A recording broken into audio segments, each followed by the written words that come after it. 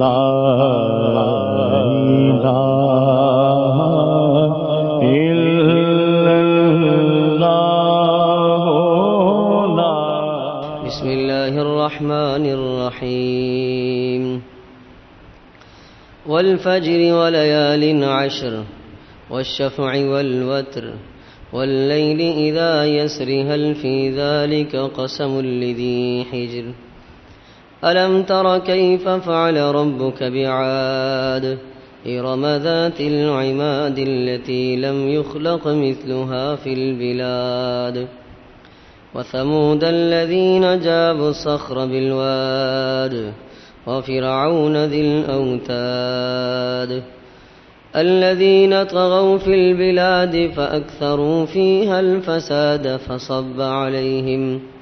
فصب عليهم ربك سوط عذاب إن ربك لبالمرصاد صدق الله مولانا العظيم رب اشرح لي صدري ويسر لي أمري واحلل عقدة من لساني يفقهوا قولي اللهم صل على محمد وعلى آل محمد كما صليت على إبراهيم وعلى آل إبراهيم إنك حميد مجيد اللهم بارك على محمد وعلى آل محمد كما باركت على إبراهيم وعلى آل إبراهيم إنك حميد مجيد۔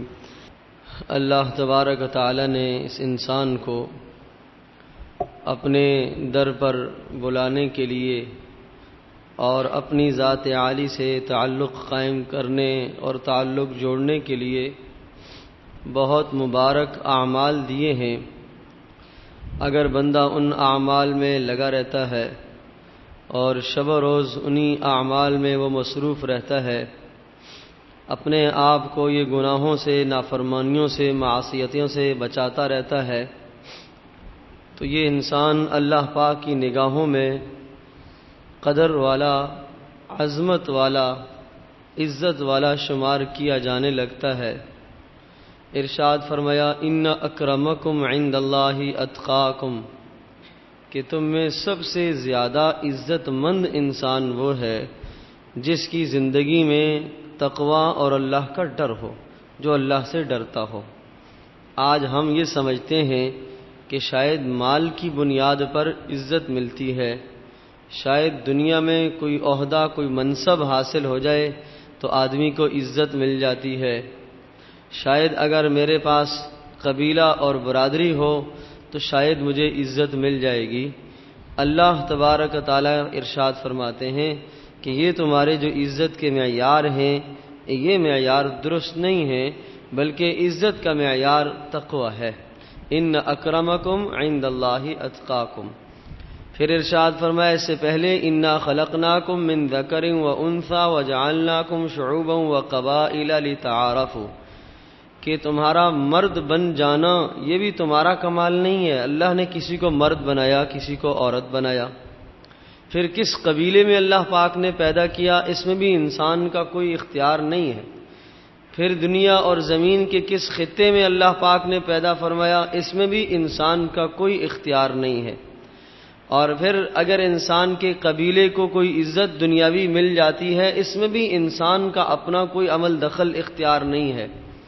اگر مال تمہارے پاس آ گیا ہے تو اس میں بھی تمہارا کوئی عمل دخل نہیں ہے، اللہ نے جو مقدر میں لکھا تھا وہی تمہیں ملنا تھا۔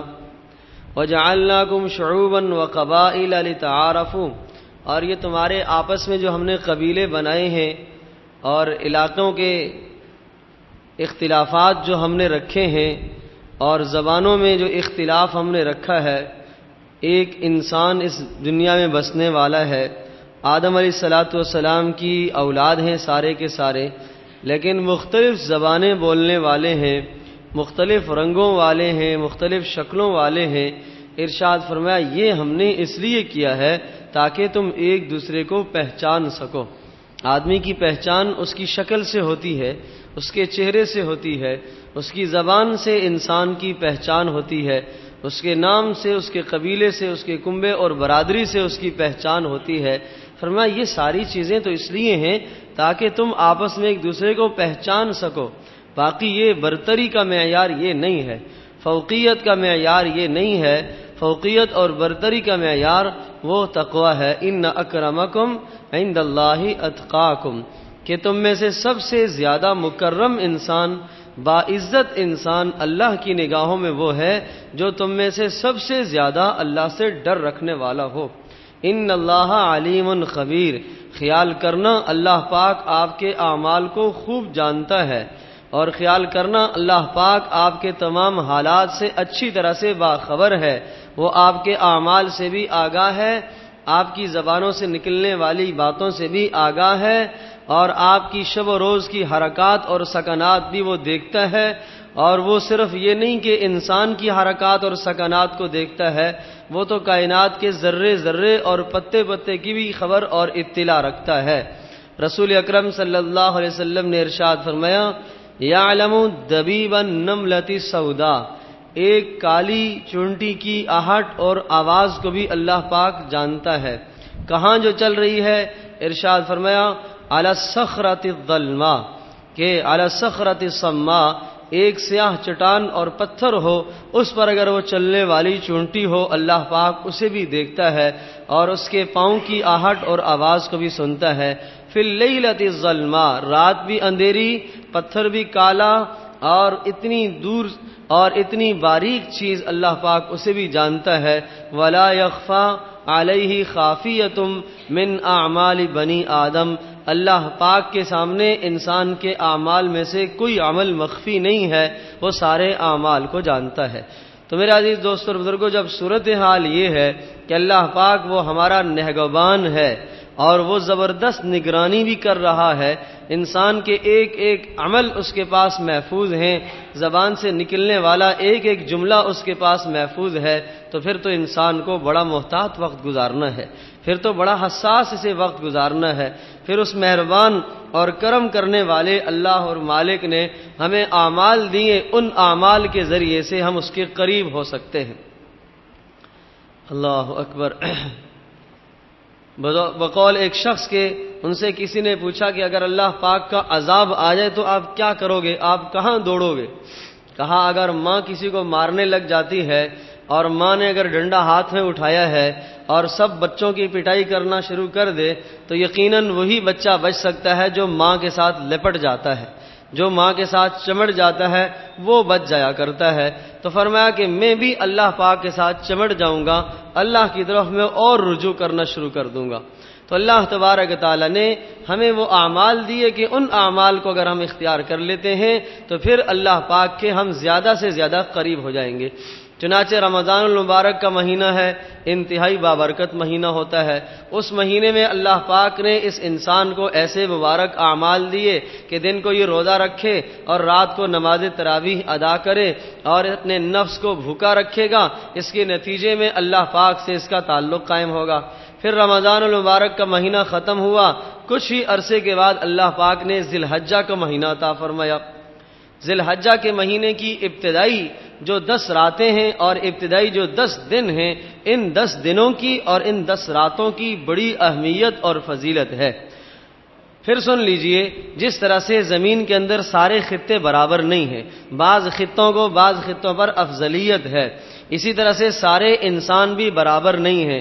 زمین میں سب سے مقدس خطہ وہ بیت اللہ کا خطہ ہے، وہ جگہ جہاں بیت اللہ ہے، اسی طرح سے جہاں حضرت محمد صلی اللہ علیہ وسلم کا روضہ ہے، یعنی حرم مکی اور حرم مدنی، ان دونوں کو جو فضیلت حاصل ہے یہ کائنات میں کسی اور جگہ کو فضیلت حاصل نہیں ہے۔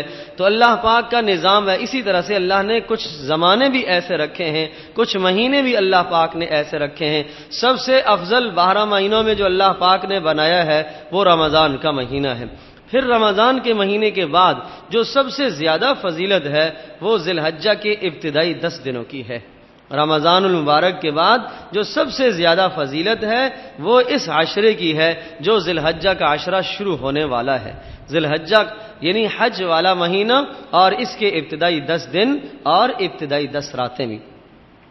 نبی پاک صلی اللہ علیہ وسلم نے ارشاد فرمایا کہ انسان پورے سال جو اعمال کرتا ہے، پورے سال میں جس دن اس نے اعمال کیے، اس کی تلاوتیں بھی، اس کی نمازیں بھی، اس کے صدقے بھی، اس کی خیرات بھی، اس کے تمام اعمال، سارے کے سارے اعمال اللہ کی نگاہوں میں اتنے محبوب نہیں ہوتے جتنے ان 10 دنوں میں اعمال انسان کے اللہ کے یہاں محبوب ہوتے ہیں۔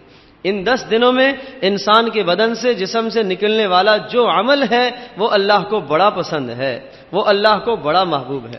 میرا عزیز دوستو اور بزرگوں، رمضان المبارک کا مہینہ آتا ہے، ہماری زندگی میں اور ہماری عبادات میں تبدیلی ہو جاتی ہے۔ الحمدللہ ثم الحمدللہ، آپ دیکھتے ہیں مساجد کی رونق بڑھ جاتی ہے۔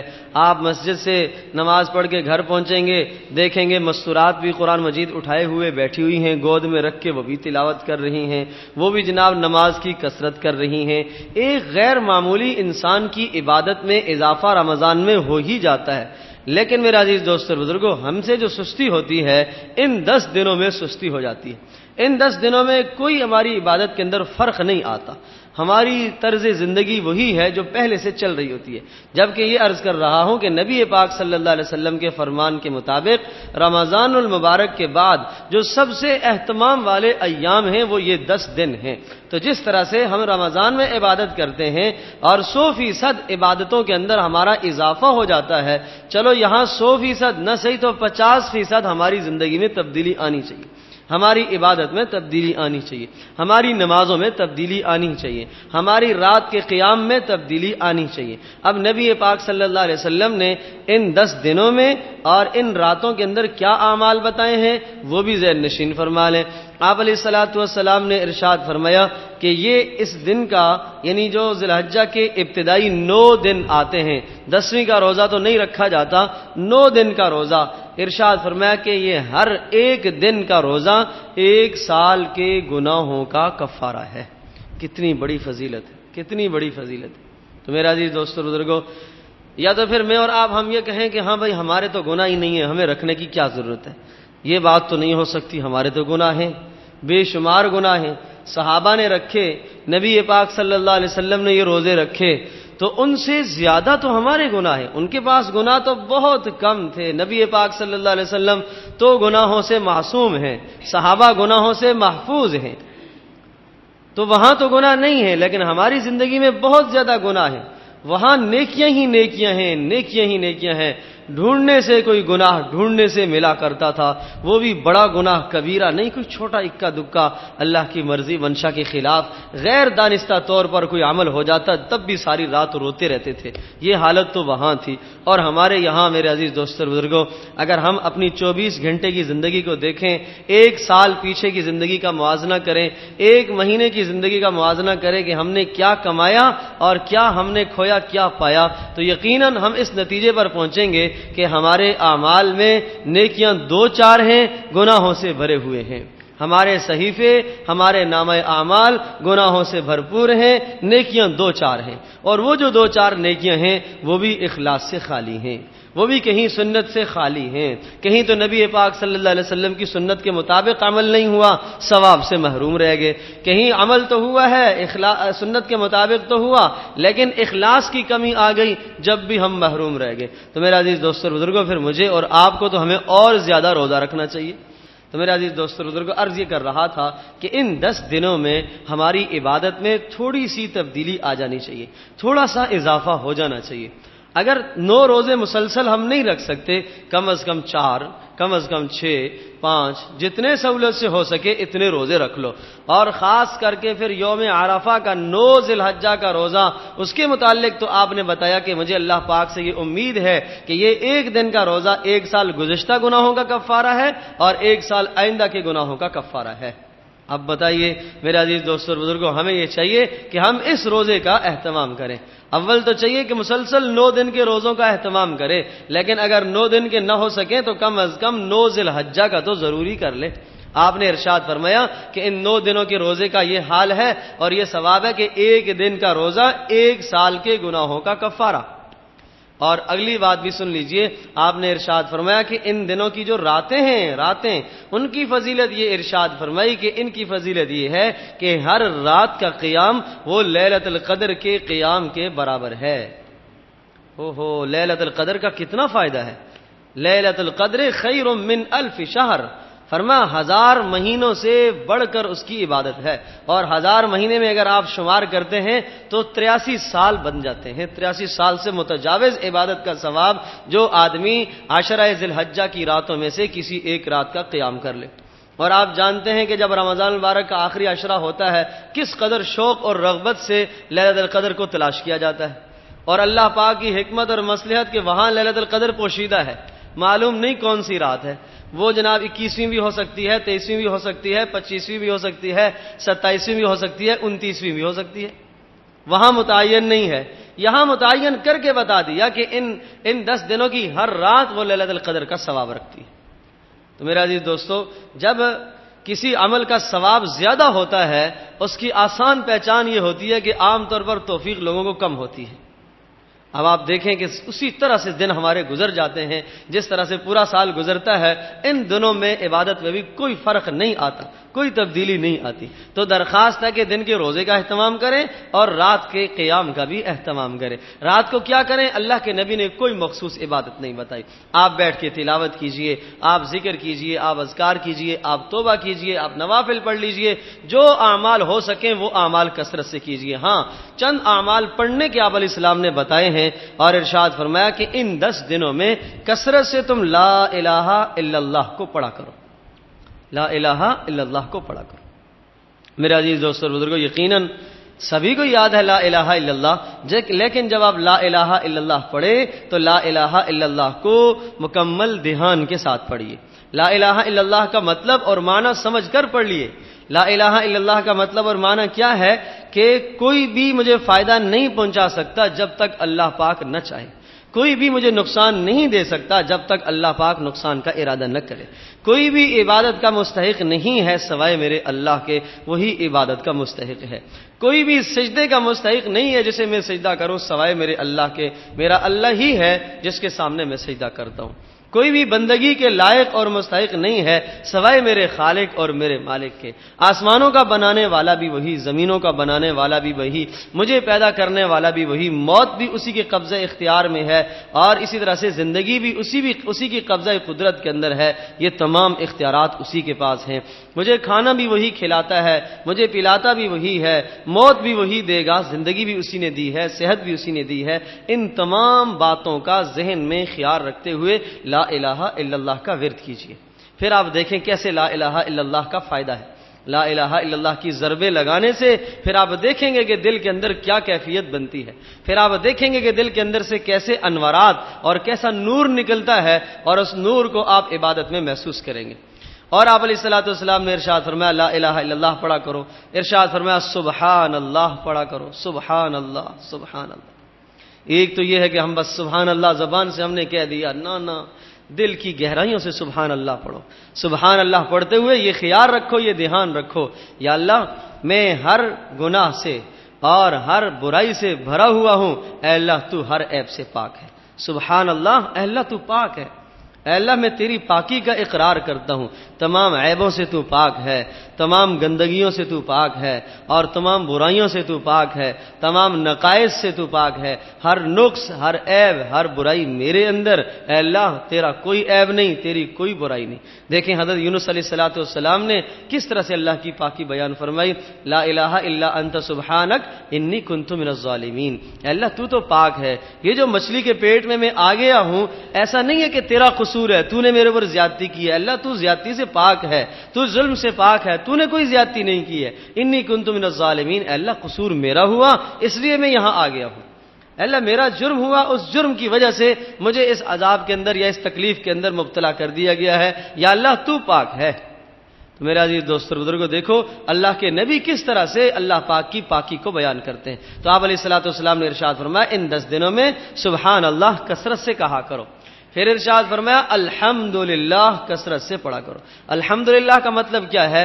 ساری خوبیاں اللہ کے لیے، میری کوئی خوبی نہیں ہے۔ مال دیا اے اللہ تیری ہی خوبی ہے، حسن دیا اے اللہ تیرا ہی کمال ہے، جوانی دی اے اللہ تیرا ہی کمال ہے، عزت دی اے اللہ تیرا ہی کمال ہے، اے اللہ جو کچھ میرے پاس عطا تیری طرف سے ہے، اے اللہ میرا کچھ بھی نہیں ہے، سب کچھ تیرا دیا ہوا ہے، سب تیرا ہی کمال ہے، میرا کچھ بھی نہیں۔ تو الحمدللہ کو اس دھیان کے ساتھ پڑھیے۔ پھر اللہ اکبر، سبحان اللہ، الحمدللہ، لا الہ الا اللہ، اللہ اکبر۔ اللہ اکبر کو جب پڑھو تو یہ دھیان رکھو، تمام عظمتیں، تمام بڑائیاں اور تمام کبریائی ساری کی ساری اللہ کے لیے۔ میں بہت کمزور ہوں، میں بہت چھوٹا ہوں، میں کچھ نہیں ہوں، سب عظمت اللہ تیرے لیے ہے۔ سبحان ربی الاعلیٰ، اے اللہ ساری عظمت تیرے لیے ہے۔ سبحان ربی العظیم، تیرے ہی لیے ساری عظمتیں اور ساری بزرگیاں اور ساری بڑائیاں اے اللہ تیرے لیے۔ تو اس دھیان سے اللہ اکبر کا ورد کیا کرے۔ حدیث پاک میں آتا ہے، اور یہ بات یقیناً آپ نے اس عمل کو کئی بار کیا بھی ہوگا، کہ جب آپ کسی بلندی پر چڑھیں تو آپ اللہ اکبر کا کلمہ کہیں، اور آپ پستی میں اتریں تو آپ سبحان اللہ کا کلمہ کہیں۔ یہ کیوں حکم دیا ہے؟ بلندی پر آپ چڑھیں تو اللہ اکبر کہیں۔ سامنے صورت میں دیکھنے میں ایک بلندی ہمیں نظر آ رہی ہے، تو گویا کہ یہ کہنے والا یہ اقرار کر رہا ہے اے اللہ یہ بلندی کچھ نہیں، تیری عظمت اس سب سے بلند ہے، تیری عظمت ان سب سے بلند و بالا ہے، یہ عظمت کچھ نہیں ہے، یہ بلندی کچھ نہیں۔ نیچے اتر رہا ہے پستی میں، حکم ہوا آپ سبحان اللہ کہیے۔ کیوں؟ اس لیے کہ پستی میں اترنا، نیچے اترنا ایک زوال ہے، اشارہ اس بات کی طرف ہے، اور کہنے والا اور پڑھنے والا گویا کہ یہ اقرار کر رہا اے اللہ تو ہر قسم کی پستی اور زوال سے پاک ہے۔ تو میرے عزیز دوستو اور بزرگوں، جب اس دھیان کے ساتھ، اس خیال کے ساتھ آپ پڑھیں گے تو انشاءاللہ دیکھیے گا کہ 10 دنوں میں آپ کو فرق محسوس ہوگا۔ آپ چلتے، آپ پھرتے، آپ اٹھتے، آپ بیٹھتے، آپ جاگتے، جیسے بھی موقع ملے آپ ان کلمات کا ورد کرتے رہیے۔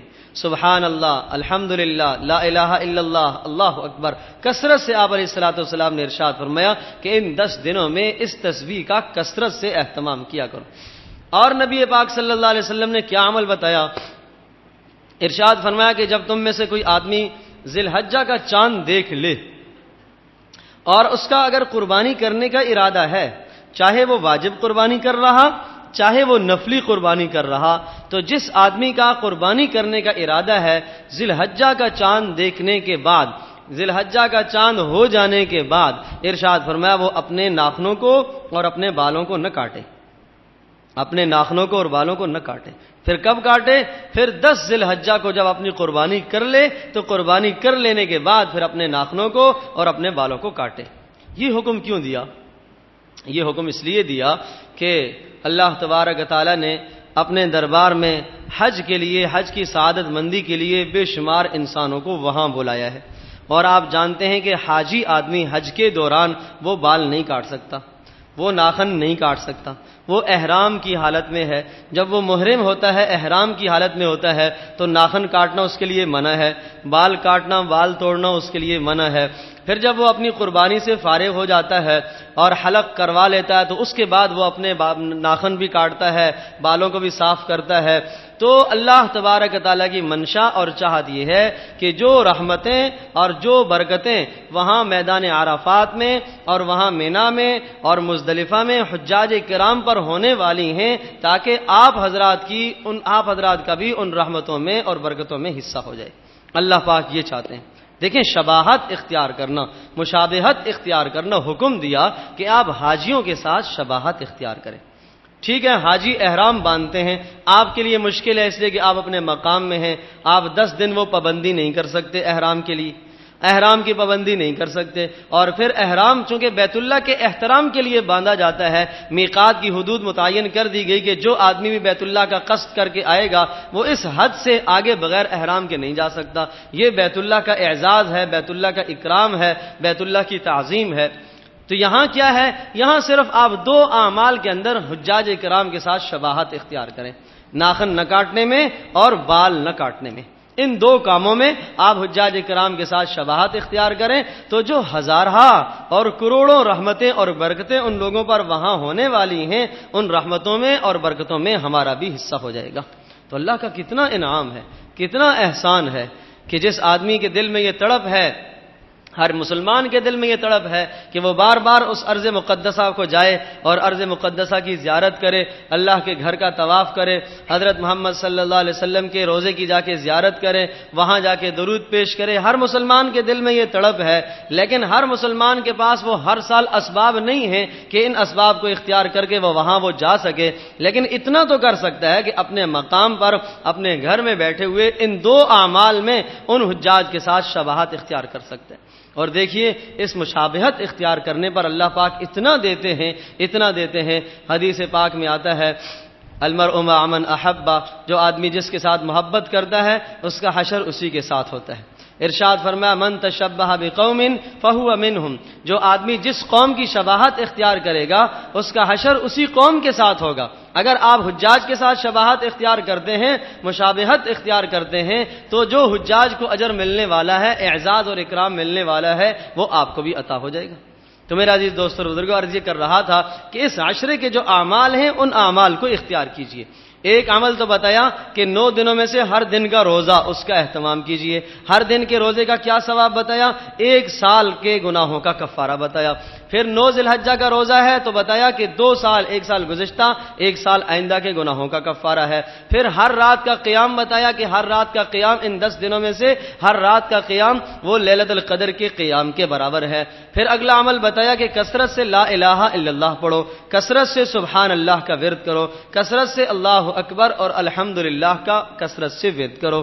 اور پھر یہ عمل بتایا کہ حجاج کرام کے ساتھ مشابہت اختیار کرنے کے لیے جس انسان نے قربانی کرنے کا ارادہ کیا ہے اور اس نے قربانی کرنی ہے تو وہ اپنے ناخنوں کو اور اپنے بالوں کو نہ کاٹے۔ لیکن یہ بات بھی ضمنی طور پر ذہن نشین فرما لیجئے کہ بال اور ناخن کاٹنے کا حکم یہ مستحبات میں سے آتا ہے، اس شباہت اختیار کرنی چاہیے۔ لیکن ایک آدمی کے اگر بال اتنے بڑے ہو گئے، کافی دن گزر گئے اور نہیں کاٹ پایا اور ذی الحجہ کا چاند ہو گیا ہے اور اسے جو ہے وہ الجھن ہو رہی ہے تو وہ بالوں کو کاٹ سکتا ہے۔ اسی طرح سے یہی حال ناخنوں کا بھی ہے، ناخن اور اسی طرح سے زیر ناف زیر بغل، یہ جو 3 اجزاء ہیں انسان کے، ناخن، زیر ناف بال، زیر بغل بال، یہ 3 قسم کی جو اجزاء ہیں، 40 دن ان کی آخری حد ہے۔ 40 دن تک اگر ایک آدمی ناخن نہیں کاٹتا، زیر ناف بالوں کو صاف نہیں کرتا، زیر بغل بالوں کو صاف نہیں کرتا تو گناہگار شمار کیا جائے، سخت گناہگار ہوگا۔ اور آپ علیہ الصلوۃ والسلام نے بتایا 10 من الفطرت، 10 چیزیں انبیاء کی فطرت میں شامل ہیں، جن میں رسول پاک صلی اللہ علیہ وسلم نے ناخنوں کا کاٹنا بھی بتایا ہے اور اسی طرح سے زیر ناف کا صاف کرنا، زیر بغل کا صاف کرنا۔ ارشاد فرمایا یہ انبیاء کی فطرت ہے، انبیاء کا طریقہ ہے۔ گویا کہ آپ یوں سمجھ لیجئے کہ اگر دین میں اور شریعت میں حکم نہ بھی دیا جاتا تو جب بھی یہ وہ اعمال ہیں کہ ہر انسان کو کرنے ہی کرنے ہیں۔ انسان کی فطرت ہے کہ جب اس کا ناخن بڑھ جاتا ہے آدمی کو گھن آنے لگتی ہے، یہ آدمی کی فطرت ہے۔ فطرت سلیمہ یہ کہتی ہے کہ نہیں، اس کو کٹنا چاہیے، اس کو صاف ہونا چاہیے۔ اور اسی طرح سے زیر بغل اور زیر ناف کے بال، انسان کی فطرت یہ کہتی ہے کہ 15 دن کے بعد، 20 دن کے بعد انسان انہیں صاف کرے اور انہیں کاٹا جائے۔ نہیں کاٹے گا بدبو پیدا ہو جائے گی، تعفن پیدا ہو جائے گا، انسان سے دوسروں کو گھن آنے لگے گی۔ انسان کو اللہ پاک نے عزت والا بنایا، وَلَقَدْ كَرَّمْنَا بَنِي آدم، ہم نے اس انسان کو تکریم دی ہے اور اس کو عزت دی ہے، اور اس کی عزت اسی چیز میں ہے کہ جن بالوں کے کاٹنے کا حکم شریعت نے دیا ہے اہتمام سے ان کو کاٹا جائے۔ تو یہ عرض کر رہا تھا کہ اگر 40 دن سے متجاوز دن بن جاتے ہیں اور پھر ذی الحجہ کا چاند ہو گیا تو پھر تو آدمی کو بہرحال کاٹنے ہیں، پھر کاٹنے ہیں، نہیں کاٹے گا تو گناہگار ہوگا۔ ایسی حالت میں اگر یہ کھانا کھائے گا، کھانا پینا اس کا مکروہ شمار کیا جاتا ہے۔ تو میرے عزیز دوستو بزرگوں، میں یہ عرض کر رہا تھا کہ اللہ پاک نے اپنی دربار میں پلٹنے کے لیے اور اپنی ذات عالی کے ساتھ تعلق قائم کرنے کے لیے بہت مبارک اور بہت مختصر اعمال بتائے ہیں، انسان ان اعمال کو اختیار کرے۔ تو میرا عزیز دوستو بزرگوں، میں یہ عرض کر رہا تھا کہ نبی پاک صلی اللہ علیہ وسلم نے یہ بتایا کہ ان 10 دنوں میں اللہ پاک جو انسانوں کے اعمال قبول کرتا ہے، اور اللہ پاک کے نزدیک انسانوں کے اعمال جو ان 10 دنوں میں محبوب ہیں، ذی الحجہ کے 10 دنوں میں، اتنے باقی مہینوں میں وہ اعمال محبوب نہیں ہیں۔ اور پھر یہ عرض کیا کہ رمضان المبارک کے مہینے کے بعد سب سے زیادہ اہتمام والے جو دن ہیں وہ یہ 10 دن ہیں۔ رمضان میں عبادت کے اندر اضافہ ہوتا ہے، تبدیلی ہوتی ہے، ہر آدمی کا شوق مسجد کی طرف بڑھ جاتا ہے، رغبت پیدا ہو جاتی ہے، راتوں کا قیام کا اہتمام ہوتا ہے۔ درخواست ہے کہ ان 10 دنوں میں بھی کچھ نہ کچھ اہتمام کیجیے، روزے کا اہتمام کیجیے، راتوں کے قیام کا اہتمام کیجیے، اور وہ جو اوراد اور وظائف اور اذکار بتائے ہیں جو نبی پاک صلی اللہ علیہ وسلم نے بتائے کہ ان 10 دنوں میں کثرت سے کیجیے، اس کا بھی اہتمام فرمائیں، اور حجاج کرام کے ساتھ شباہت اختیار کرنے کی بھی کوشش کریں۔ اللہ پاک ہم سب کے لیے عمل کرنا آسان فرمائے۔ وآخر دعوانا الحمدللہ رب العالمین۔